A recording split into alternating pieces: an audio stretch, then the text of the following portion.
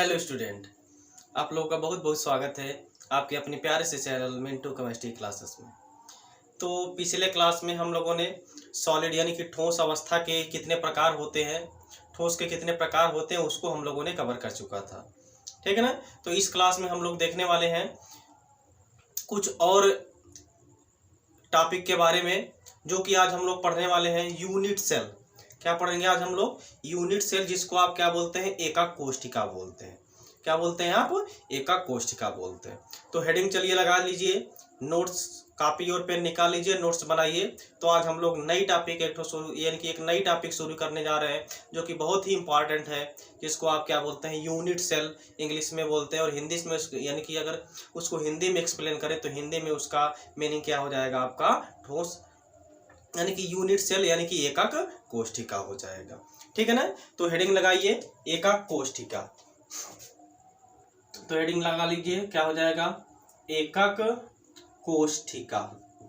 क्या हो जाएगा? एकक कोशिका, जिसको आप क्या बोलते हैं? यूनिट सेल बोलते हैं। क्या बोलते हैं? यूनिट सेल बोलते हैं। अब भाई ये यूनिट सेल क्या होता है, यानी एकक कोशिका क्या होता है, पहले हम लोग इसको जान लेते हैं, इसकी डिफिनीशन जान लेते हैं। देखिए, जैसे आपका जो मकान बना हुआ है, आपका जो मकान बना हुआ है वो एक एक ईंट जो है जोड़ करके बनाया गया है। ध्यान से समझिएगा, यानी कि जो आपका मकान की जो दीवार है, एक दीवार अगर आप लेंगे तो पहले एक ईंट आपकी रखी गई होगी, इसके बाद फिर एक ईंट इधर, यानी कि कहने का मतलब जो ईंट है, ईंट को बार बार रिपीट करने से ही पूरे आपकी दीवार की निर्माण हो गई है। तो अगर इस दीवार की यूनिट सेल की बात की जाए, तो अगर इस दीवार की एकक कोशिका की बात की जाए, तो क्या हो जाएगा? उसकी एक ईंट हो जाएगा। क्या हो जाएगा उसकी? यानी कि उसका यूनिट सेल क्या हो जाएगा? एक ईंट हो जाएगा। उसी ईंट को आप बार बार दोहराने से पूरी दीवार का निर्माण हुआ है आपकी दीवार का। तो अगर पूछा जाए इस दीवार की एकक कोशिका क्या है, तो आप क्या बताओगे? एक ईंट है, जो पहली ईंट रखी गई है वही क्या कहलाएगी? इसकी यूनिट सेल कहलाएगी, अर्थात एकक कोशिका कहलाएगी। क्लियर है ना। तो क्रिस्टल, ये तो हम क्रिस्टल पढ़ रहे हैं, तो क्रिस्टल क्या होता है, यानी कि क्रिस्टल में एकक कोशिका किसे बोलेंगे? देखिए, एकक कोशिका एक ऐसा क्रिस्टल होता है जिसमें किसी एक ही क्रिस्टल के बार बार दोहराने से किसी बड़े क्रिस्टल का निर्माण होता है। यानी कि किसी भी क्रिस्टल का वह छोटे से छोटा भाग जिसको बार बार दोहराने से बड़े क्रिस्टल का निर्माण हो जाता है, वही क्या कहलाता है? यूनिट सेल कहलाता है, यानी कि एकक कोशिका कहलाता है। कॉन्सेप्ट क्लियर हुआ? तो वही यानी कि अपनी दीवार जो है वही अपने दिमाग में रखिएगा। उसका जो सबसे छोटी इकाई है वो क्या है आपका? एक, यानी कि एक ईंट है। तो एक ईंट आपका क्या कहलाएगा? यूनिट सेल कहलाएगा, अर्थात एकक कोशिका कहलाएगा। अब हम यहाँ पे क्रिस्टल के बारे में जान रहे हैं, तो हम लोग क्रिस्टल को लेकर के यहाँ पे समझेंगे, ठीक है ना। जैसे देखिए, मान लीजिए यहाँ पे कोई क्रिस्टल है। क्रिस्टल देखिए, एक जो आपका यूनिट सेल है उसको बनाने के लिए सबसे अच्छा तरीका हम यहाँ पे आपको बता रहे हैं। मान लीजिए, पहले आप क्या करिए, इसको ऐसे यहाँ पे अरेंज कर लीजिए, इसको ऐसे ऐसे यहाँ पे अरेंज कर लीजिए। मान लीजिए ये कोई एटम है, यानी कि ये कोई क्या है? एटम है, यानी कि परमाणु। अब दूसरे परमाणु को हम क्या कर रहे हैं? इन दोनों, देखिए यहाँ पे दो तरीका हो सकता है इसको अरेंज करने का। एक तो इसके ठीक नीचे हम अरेंज करें, और दूसरा क्या हो सकता है? हम इसके बीच में यहाँ पे अरेंज करना शुरू कर दें। यहाँ पे देखिए, यहाँ पे ऐसे ऐसे, यहाँ पे देखिए, इधर भी आप चाहे तो बढ़ा सकते हैं, ठीक। अब फिर इसके बीच, ठीक इसके बीच, इसके ठीक बीचों बीच, यहाँ पे, यहाँ पे, यहाँ पे, यहाँ पे। देखिए, बहुत आसानी से आपको बनेगा क्रिस्टल। आपको क्रिस्टल बनाने नहीं आता होगा, किसी को भी जल्दी नहीं आता है, लेकिन हम यहाँ पे आपको बता रहे हैं एकदम आसानी से आप क्रिस्टल बना सकते हैं। और चाहे जब, यानी कि एक सेकंड भी नहीं, यानी कि 1 मिनट भी नहीं लगेगा, आप तुरंत क्रिस्टल बना करके दिखा देंगे। वो भी छोटा क्रिस्टल नहीं, बड़ा क्रिस्टल आप उसको बना सकते हैं। इतनी बात क्लियर हो गई। चलिए, अब क्या करिए, किसी चार केंद्र को ले लीजिए। किसी 4 एटम को ले लीजिए, किसी 4 परमाणु को ले लीजिए। चलिए बोलिए, चलिए हम ए वाला ले ले रहे हैं। तो क्या करिए आप, 4 गोले यानी कि जो आपका 4 एटम है, चारों को आपस में मिला दीजिए ऐसे, ये देखिए। और वही प्रोसेस करिए, यहां पे भी आप वही प्रोसेस कर दीजिए, यहां पे भी आप वही प्रोसेस कर दीजिए। यहां पे देखिए एक, इसको हमने मिला दिया, यहां पे हमने मिला दिया, यहां पे हमने मिला दिया। अब देखिए क्या करिए आप, इसको यहां से मिला दीजिए, इसको यहां से मिला दीजिए, इसको जो है कि यहां से मिला दीजिए, और इसको जो है कि आप यहां से मिला दीजिए। देखिए ये क्या बन गया आपका, एक घन बन गया। और घन के बारे में आप जानते होंगे, लूडो बहुत आप खेले होंगे। लूडो का जो पासा होता है वो आपका क्या होता है, एक घन होता है। उसकी चारों भुजा क्या होती है, आपस में बराबर होती है। क्लियर हुआ ना? तो इसके बारे में थोड़ा सा हम और डिटेल से आपको स्टडी करा दे। देखिए जो घन होता है, वो घन में आपका 8 कोना होता है। कितना कोना होता है, 8 कोना। अब आप बोलेंगे कि 8 कोना कैसे होता है, तो भैया जाकर के लूडो उठा लीजिए, और लूडो का जो पासा होता है उसको उठा लीजिए, और जाकर के गिन लीजिए कितना कोना होता है। आप पाएंगे कि 8 ही कोना होता है। नहीं तो अगर आपको दिक्कत हो रही हो तो आप माचिस ले लीजिए, माचिस की डिब्बी ले लीजिए। उसको अगर आप देखेंगे तो वहां पे आपको कोनों की संख्या 8 मिल जाएगी। तो जो घन होता है, जो घनाभ होता है, उनमें कोने की संख्या यानी कितना कोना होता है, उनमें 8 कोने होते हैं। और फलक कितने होते हैं, फिर से सुनिए, हमने क्या बोला, फलक कितने होते हैं। तो भाई फलक जो होते हैं वो 6 फलक होते हैं। फलक मतलब समझ रहे हैं ना, ए वाला। जैसे मान लीजिए एक फलक ये हो गया, एक फलक इसके नीचे वाला, एक फलक इधर का, एक फलक इधर का, एक इधर का, और एक इधर का। टोटल अगर आप गिनेंगे तो 6 फलक आपको मिलेगा। क्लियर ना? तो अगर आपको दिक्कत हो रही होगी तो आप माचिस की डिब्बी उठा लीजिए, और वहां पे जाकर के आप स्टडी कर लीजिए, देख लीजिए कि हम जो बता रहे हैं वो सही है कि गलत है। क्लियर है ना? तो ये आपका क्या बन गया, एक घन बन गया। अब देखिए क्या करेंगे, आप इसको और आगे बढ़ा सकते हैं। देखिए यहाँ पे इसको हमने इसमें मिला दिया, इसको हमने इसमें मिला दिया, और इसको हमने इसमें मिला दिया। अब वैसे यहाँ पे भी इसको भी आप क्या कर सकते हैं, आगे बढ़ा सकते हैं। यहाँ पे देखिए, ये देखिए, ये लीजिए। अब क्या करिए, इसको यहां से मिला दीजिए, इसको यहां से मिला दीजिए। देखिए एकदम बढ़िया से आपका 2 क्रिस्टल बन गया। 2 घन यहाँ पे आपको बना हुआ दिखाई दिया। इसको आप और आगे बढ़ा सकते हैं। कैसे, देखिए यहाँ फिर से वही बात, यहाँ पे इसको बढ़ा दीजिए, इसको यहाँ पे इसको बढ़ा दीजिए। थोड़ा सा इसको हम यहाँ पे बना दे रहे हैं। देखिए यहाँ पे ये लीजिए, बन गया। वैसे यहाँ पे भी आप ले लीजिए, यहाँ पे देखिए। अब फिर वही प्रोसेस है, इसको इसमें मिला दीजिए, इसको इसमें मिला दीजिए। देखिए एक घन आपका और तैयार हो गया, एक घन आपका और तैयार हो गया। अब आप इसको चाहे तो और नीचे भी इसको बढ़ा सकते हैं, कोई दिक्कत नहीं। आप अगर चाहें तो इसको और नीचे भी बढ़ा सकते हैं, या फिर आगे और आप बढ़ाना चाहें तो आगे भी बढ़ा सकते हैं भाई। देखिए यहाँ पे, ये देखिए वही प्रोसेस यहाँ पे भी है। ये देखिए यहाँ पे इसको हमने यहाँ पे मिला दिया। अब इसको यहाँ पे मिला दीजिए, इसको यहाँ पे मिला दीजिए। ये देखिए एक घन और आपका बन करके तैयार हो गया। नीचे भी आप इसको ऐसे मिला सकते हैं, नीचे भी आप इसको ऐसे मिला सकते हैं। कैसे, देखिए यहाँ पे, ये देखिए, ठीक। यहाँ पे हमने इसको इसमें मिला दिया, यहाँ पे देखिए इसको इसमें मिला दीजिए, और इसको जो है कि इसमें मिला दीजिए, और इसको जो है कि इसमें मिला दीजिए। देखिए एक घन यहाँ पे और बन गया। क्लियर ना? वैसे इसको आप बढ़ाते जाएंगे तो यहाँ पे आपको घनों की संख्या मिलती चली जाएगी। देखिए कितना आसान है बनाना। ये लीजिए, आपका एक घन और तैयार हो गया। और आगे आप और भी बढ़ा सकते हैं। ये देखिए, ठीक। यहाँ पे इसको इसमें मिला दीजिए, इसको इसमें मिला दीजिए। देखिए एक घन और आपका बन गया। और आगे आप बढ़ाना चाहें तो और आगे भी इसको बढ़ा सकते हैं। यहाँ पे ये लीजिए, हमने एक और बढ़ा दिया।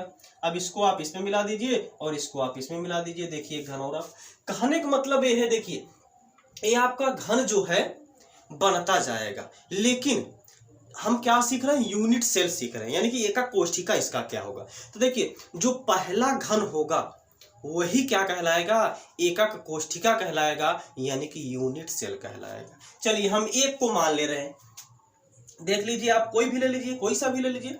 चलिए हम ये ले रहे हैं, इसको हम थोड़ा सा हाईलाइट कर दे रहे हैं। यहाँ पे देखिए ऐसे, ये देखिए, यानी कि ए वाला जो घन है, ए वाला जो घन है, इसी को बार बार दोहराने से आपका बड़े क्रिस्टल का निर्माण हुआ है।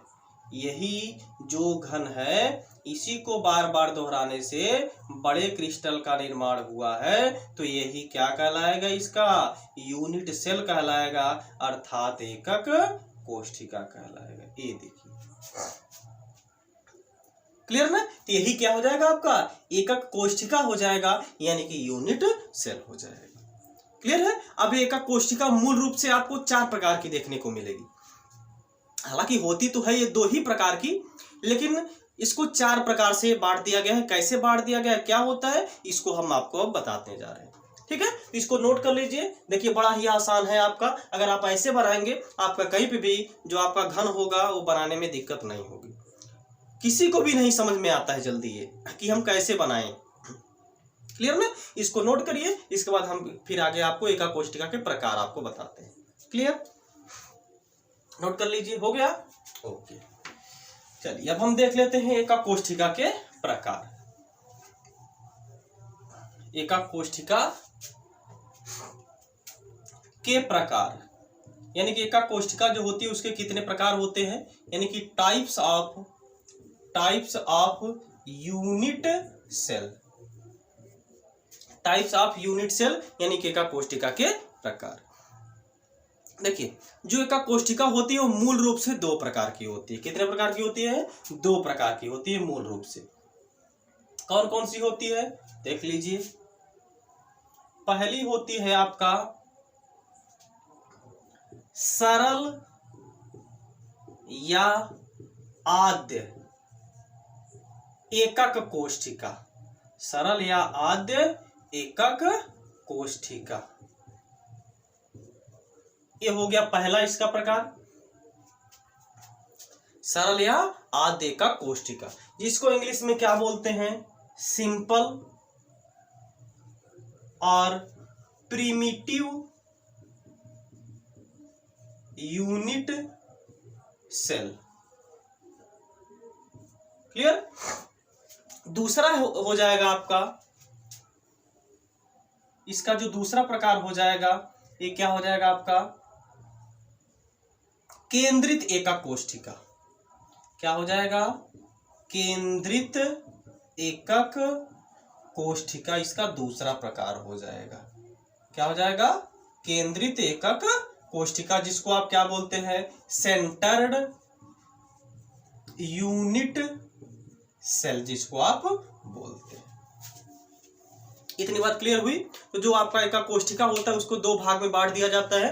पहला आपका क्या होता है, सरल या आद्य एकक कोष्ठिका।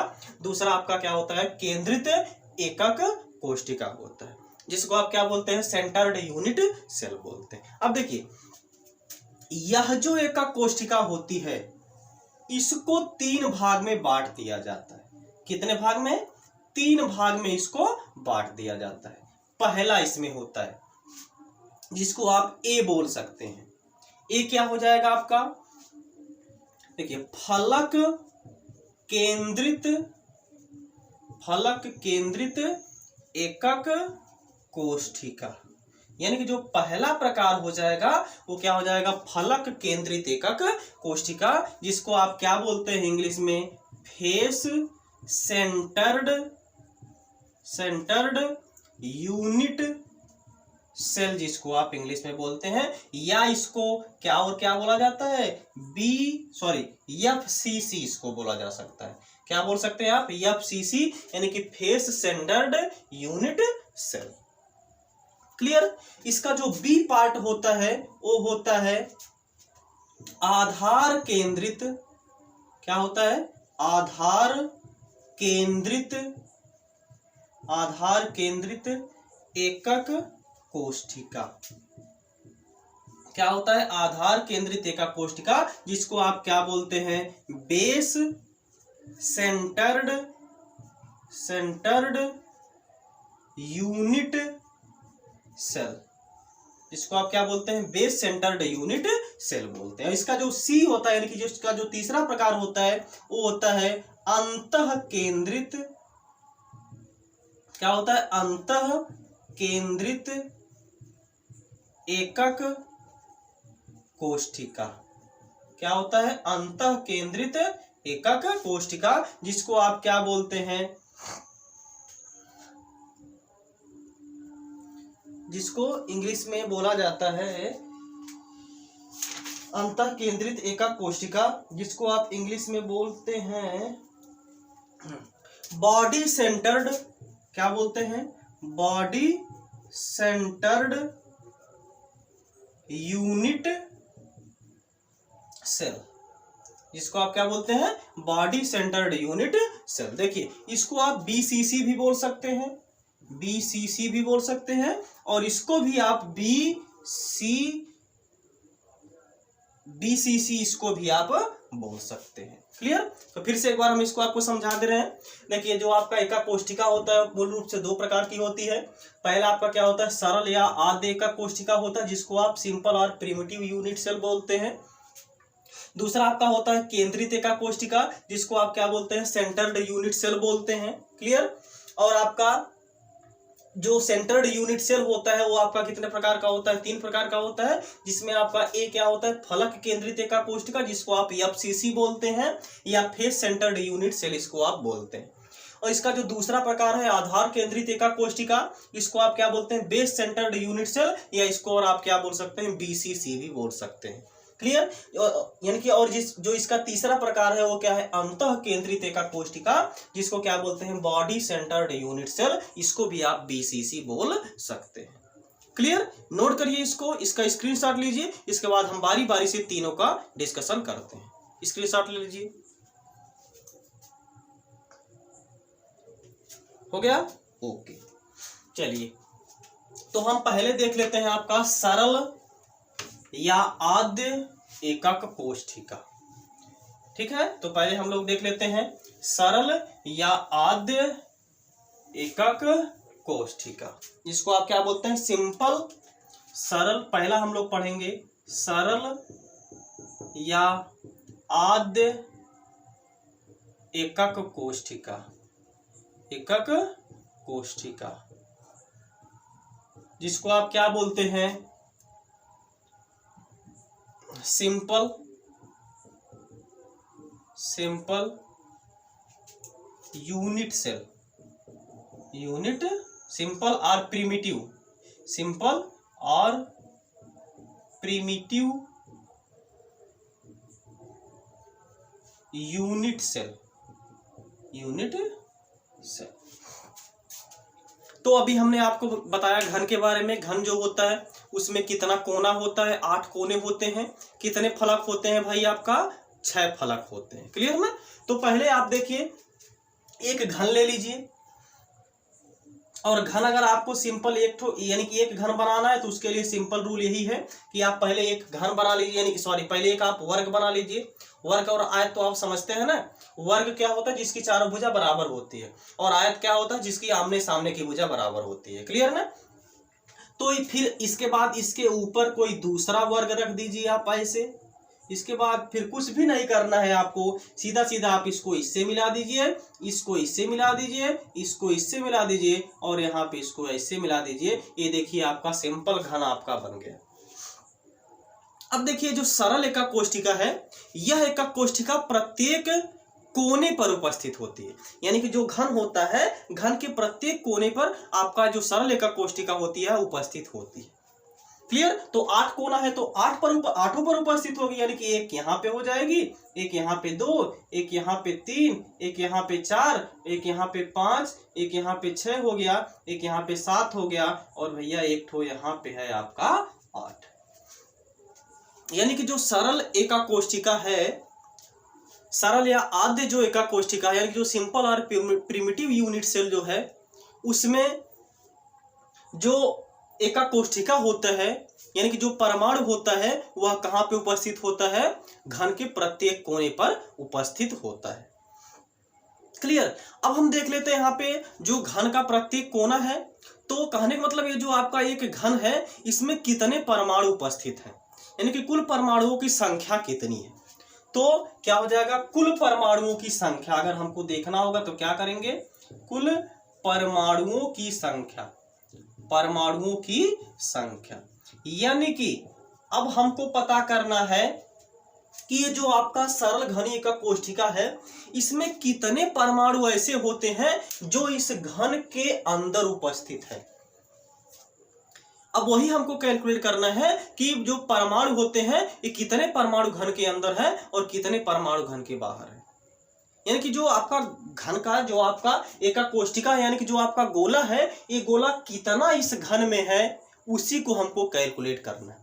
कितने गोले इस घन के अंदर है उसी को हमको कैलकुलेट करना है। यानी कि क्या आपको कैलकुलेट करना है, कुल परमाणुओं की संख्या, यानी कि जो सरल घनीय एका कोष्ठिका होती है उसमें कुल परमाणुओं की संख्या कितनी होती है उसी को हमको यहाँ पे कैलकुलेट करना है। ठीक है,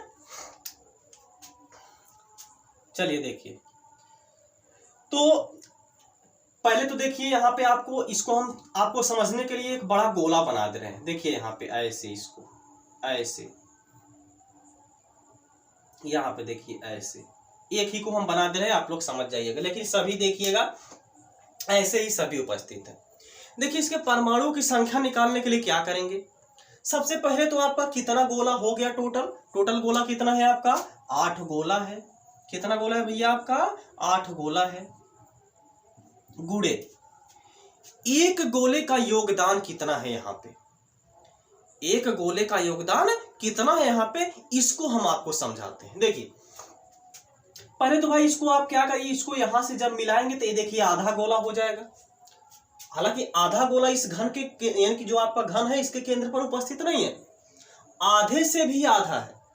इसको देखिए पहले तो आप क्या करिए, 2 भागों में बांट देंगे तो आपको आधा गोला मिलेगा, यानी कि ऐसे कुछ आपको मिलेगा।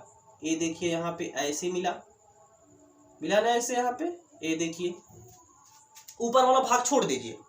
अब क्या काम करिए, इसका भी देखिए आधा भाग आपका केवल इसके अंदर उपस्थित है, इसको भी आप क्या करिए 4 भागों में बांट दीजिए। अब इसका जो एक पार्ट है वही केवल और केवल इस घन के केंद्र पर उपस्थित है, और सभी का सभी जो भाग है वो जो आपका घन है घन के बाहर उपस्थित है।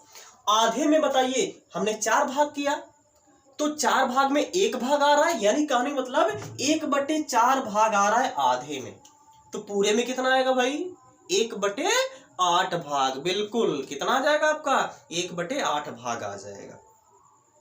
अरे भैया जब यहाँ पे आधे में आपका 1/4 आ रहा है तो पूरे में कितना होगा, दुगना कर दीजिए, चूंकि भाई हमने आधा किया ने, दुगना जब करेंगे तो कितना हो जाएगा, 1/8 हो जाएगा। तो यहाँ पे गुणे कितना हो जाएगा, 1/8 हो जाएगा। तो 8 से गया कैंसिल, बराबर कितना बचा, 1। यानी कि जो सरल घनीय एका कोष्ठिका होती है उसमें जो प्रत्येक परमाणुओं का जो योगदान होता है वो कितना होता है, 1 होता है। बहुत इंपॉर्टेंट टॉपिक है। यानी कि जो सरल घनीय का कोष्ठिका होती है उसमें एक परमाणु ऐसा होता है जो घन के अंदर उपस्थित होता है, और सभी के सभी जो परमाणु होते हैं वे घन के बाहर उपस्थित होते हैं। इतना क्लियर हुआ, ये हो गया आपका सरल एका कोष्ठिका हो गया। इसको नोट करिए, उसके बाद फिर हम नेक्स्ट एका कोष्ठिका के बारे में बताते हैं आपको, नोट कर लीजिए। ओके चलिए, अब जो दूसरा आपका हो जाएगा जिसको आप क्या बोलते हैं, फलक केंद्रित एकक कोष्ठिका। क्या हो जाएगा भाई आपका, फलक केंद्रित एकक कोष्ठिका हो जाएगा। दूसरा क्या हो जाएगा, फलक केंद्रित एकक कोष्ठिका हो जाएगा, जिसको आप क्या बोलते हैं, फेस, जिसको आप क्या बोल सकते हैं, FCC बोल सकते हैं, यानी कि फेस सेंटर्ड यूनिट सेल आप बोल सकते हैं। क्लियर। अब देखिए पहले आप जान लीजिए एकक कोष्ठिका क्या होती है, फेस सेंटर्ड यानी कि फलक केंद्रित एकक कोष्ठिका क्या होती है। तो देखिए जो सरल एकक कोष्ठिका होती है वो कहाँ पे उपस्थित होती है, केवल घन के कोने पर, यानी कि कोने पर उपस्थित होती है। लेकिन यह जो आपका फेस सेंटर्ड यूनिट सेल है, यह घन के कोने पर तो होंगी ही होंगी, साथ ही साथ प्रत्येक फलक के केंद्र पर भी उपस्थित होती है। यानी कि जो फलक केंद्रित एका कोष्ठिका है, यह प्रत्येक कोने के साथ साथ प्रत्येक फलक पर भी उपस्थित होती है। तो इस प्रकार की एका कोष्ठिका को क्या बोलते हैं? फलक केंद्रित एका कोष्ठिका बोलते हैं। तो भैया फलक अभी हमने बताया कितना होगा, आप तो गिन ही चुके होंगे। माचिस की डिब्बी लेकर के कितने फलक हुए? 6 फलक हो गए। इसका मतलब 6 फलक पर एक एका कोष्ठिका विराजमान होंगी। देखिए कैसे, यही है आपका, तो यहां भी आपका एक परमाणु है। ये तो हो गया प्रत्येक घन के कोने पर। और कहां पे होंगे? प्रत्येक फलक पर। एक फलक यहाँ पे, एक फलक ये हो गया 2, एक फलक ये हो गया 3, एक ये हो गया 4, एक ये हो गया 5, और एक तो इसको अंदरमा वाला भागवा जो है वो हो गया आपका 6 हो गया। अब भाई इसको यहाँ पे ऐसे थोड़ी ना समझाया जा सकता है। अगर आप प्रैक्टिकली समझेंगे माचिस की डिब्बी लेकर के, तब आपको क्लियर होगा कि यहाँ पे 6 भाग है, आपका 6 फलक है यहाँ पे। क्लियर? अब इसमें परमाणुओं की संख्या कितनी होगी तो देख लेते हैं। कुल परमाणुओं की संख्या कितनी होगी? कुल परमाणुओं की संख्या कितनी होगी देख लीजिए कितनी होगी। तो भैया पहले तो हम केंद्र के लिए निकालेंगे, यानी जो आपका कोना है कोने के लिए निकालेंगे। कोने के लिए हम निकाले थे तो आपको कितना मिला था? 8 × 1/8 मिला था, प्लस। अब देखिए ध्यान से समझिएगा, जो फलक केंद्रित एका कोष्ठिका है, इसमें जो गोला है, तो जो गोला जैसे मान लीजिए आपका एक फलक हो गया, एक ये जो हमारी हथेली है एक फलक हो गया, इसको हमने ले लिया। तो इस पे अगर हम कोई गेंद रखेंगे तो जो गेंद होगी यह आधी इस साइड होगी और आधी इस साइड होगी। कहने का मतलब ये है कि जो आधा गोला है वह जो घन है, घन के ऊपर है, केवल आधा ही गोला जो है वो घन के अंदर उपस्थित है। हमको क्या लेना है? घन के अंदर कितने हैं, कितने परमाणु उपस्थित है, उसको हमको लेना है। तो घन के अंदर कितने हो गया? एक का कितना हो गया? आधा, यानी कि यही ना हुआ भाई, एक का आधा ही ना भाग अंदर हुआ। ठीक है, तो एक का आधा ही भाग अंदर हुआ तो 1/2 हो गया। ऐसे कितने फलक हैं, यानी कितने परमाणु हैं फलक वाले पर? 6 हैं। तो क्या हो जाएगा? गुणे के 6 हो जाएगा। बस सब कुछ भी नहीं करना, इसको कैलकुलेट कर देना है। इसको कैलकुलेट करेंगे कितना मिलेगा? यहाँ पे देखिए कट जाएगा और यहाँ पे 2 3 4, एक यहाँ पे और 3 यहाँ पे। टोटल कितना परमाणु मिलेगा आपको? 4 परमाणु। यानी कि टोटल 4 परमाणु ऐसे हैं जो घन के, यानी कि जो घन के अंदर उपस्थित हैं, और सभी के सभी जो परमाणु हैं वो घन के बाहर उपस्थित हैं। क्लियर? ये नोट करिए। इसके बाद फिर हम नेक्स्ट की तरफ चलते हैं। नोट कर लीजिए। हो गया? ओके, चलिए अब हो गया ये फलक केंद्रित एका कोष्ठिका। अब जो दूसरा होता है इसका क्या होता है? आधार केंद्रित एका कोष्ठिका। क्या होता है? आधार केंद्रित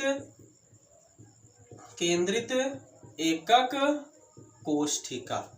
क्या हो जाएगा? आधार केंद्रित एका कोष्ठिका, जिसको आप क्या बोलते हैं?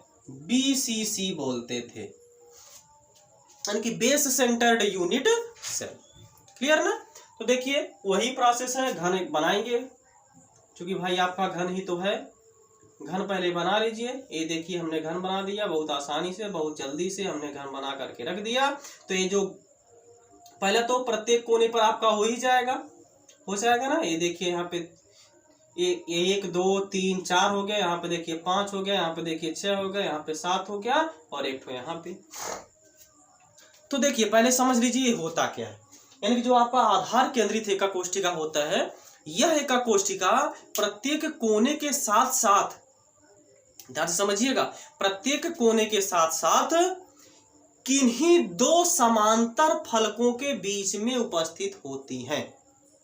फिर से सुनिए हमने क्या बोला। इस प्रकार की जो एका कोष्ठिका होती है वो प्रत्येक घन के कोने के साथ साथ किसी 2 समांतर फलकों के बीच में उपस्थित होती हैं। मान लीजिए ये दोनों समांतर फलक है, यही जो हमारी हथेली है ये दोनों समांतर फलक है। तो यह जो एकाक कोशिका होगी एक तो इस पे उपस्थित होगी और दूसरी इस नीचे वाली पर उपस्थित होगी। ये आप इस साइड वाली लेना चाहें, इस साइड वाली में एक यहाँ पे उपस्थित होगी, एक यहाँ पे उपस्थित होगी। अरे भाई यही तो समांतर न होगी, यही तो ना होगी समांतर। इसे क्या बोलते हैं? समांतर बोलते हैं। एक यानी कि जो आपका एक एकाक कोशिका हो जाएगी वो यहाँ पे हो जाएगी और जो दूसरी एकाक कोशिका हो जाएगी यहाँ पे उपस्थित हो जाएगी। क्लियर हुआ इतनी बात? तो चलिए देख लीजिए। तो चलिए हम दो समांतर फलक ये ले रहे हैं। अब इसमें आपको परमाणुओं की संख्या निकालना है, कुल, यानी कि कुल परमाणुओं की संख्या, कुल परमाणुओं की संख्या कितनी हो जाएगी इसको हमको यहाँ पे देख लेना है। देखिए तो कितना होगा, पहले तो कोने के लिए कितना हो जाएगा 8 गुणे के 1/8, 8 गुणे के 1/8 प्लस, अब ध्यान से समझिए जरा, हमने क्या बोला था? समांतर फलकों के बीच पे उपस्थित होगी। तो भैया इस पे जब होगी तो वही प्रोसेस है इसके पहले जो हम आपको बताए थे। जो आपका फलक था तो आधा इसके अंदर होगी और आधा इसके बाहर होगी।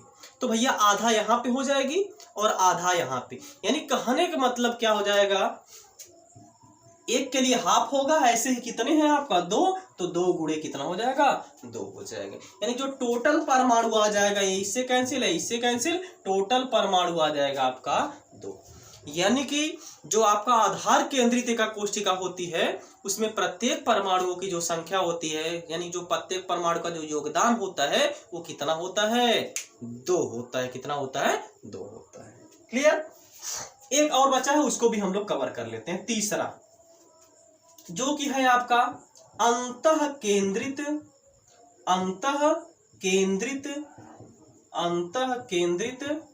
एकक कोशिका। क्या हो जाएगा भैया आपका अंतः केंद्रित एकक कोशिका, जिसको आप क्या बोलते हैं? इसको भी आप BCC ही बोल सकते हैं, यानी जिसको आप क्या बोलते हैं? Body centred unit cell. Clear है ना? वही प्रोसेस है। इसके लिए भी भाई आप घन बनाएंगे। ये देखिए घन आपका, हालांकि इसके लिए भी आपका जो प्रत्येक परमाणु का योगदान होगा उतना ही आएगा। कैसे आएगा इसको देख लीजिए यहाँ पे। ये देखिए हो गया, प्रत्येक कोने पर हो गया। और देखिए यह जो एकाक कोशिका होती है प्रत्येक कोने के साथ साथ एक जो परमाणु होता है वो ऐसा होता है, यह घन के बीचों बीच उपस्थित होता है। जैसे मान लीजिए ये आपका घन का दोनों समांतर फलक हो गया, तो दो समांतर फलक हो गया, इसके बीच में यानी कि यहाँ पे कहीं पे यह उपस्थित होगी।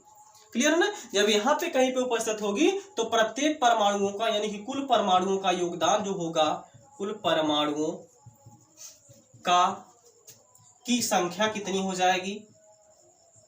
कुल परमाणुओं की संख्या कितनी हो जाएगी भाई? कोने के लिए कितना हो जाएगा 8 गुणे 1/8 हो जाएगा और प्लस बीच वाला जो है ये पूरा का पूरा फलक के अंदर ही उपस्थित होगा। कुछ भी यानी कि आधा हाफ जो भी आप कह ले उसको नहीं रहेगा, पूरा का पूरा जो है इस फलक के केंद्र पर, यानी कि जो आपका फलक है उसमें ही उपस्थित रहेगा। तो कितना हो जाएगा 1 हो जाएगा। टोटल अगर आप कैलकुलेट करने के इसके लिए भी कितना परमाणु आएगा? 2 परमाणु आ जाएगा। क्लियर है? तो फिर से एक बार हम आपको रिवाइज करवा दें। जो आपका सरल एकाक कोशिका है उसमें प्रत्येक परमाणुओं का योगदान कितना होता है? 1 होता है। और जो आपका फलक केंद्रित एकाक कोशिका होता है जिसको आप FCC बोलते हैं, उसमें परमाणुओं का योगदान कितना आया था? आपका 4 योगदान आया था। उसी तरीके से जो आपका आधार केंद्रित एकाक कोशिका है उसमें जो प्रत्येक परमाणुओं का योगदान होता है वो कितना होता है? आपका 2 होता है। और जो आपका अंतः केंद्रित एकाक कोशिका होता है उसमें भी जो प्रत्येक परमाणुओं का योगदान होता है वो भी कितना होता है? 2 होता है। क्लियर ना? तो फिलहाल आज हम लोगों ने कवर कर लिया यूनिट सेल क्या होता है, जिसको आप क्या बोलते हैं? एकाक कोशिका बोलते हैं। अब मिलते हैं नेक्स्ट क्लास में किसी नेक्स्ट टॉपिक के साथ। Okay, thank you.